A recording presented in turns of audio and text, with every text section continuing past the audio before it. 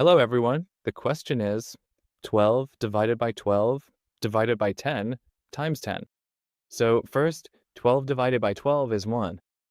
Divide by 10 times 10 is 100.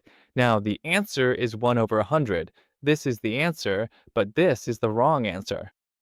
Now, according to the BODMS rule, first, we'll solve the division. If we check from left to right, it's 12 divided by 12 over 10 times 10. Now, first priority goes to division, second priority to multiplication. Let's solve it further.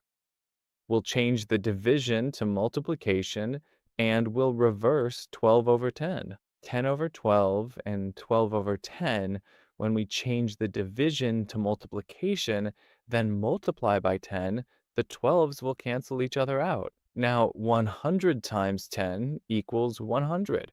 This is the right answer, and 1 over 100. This is the answer.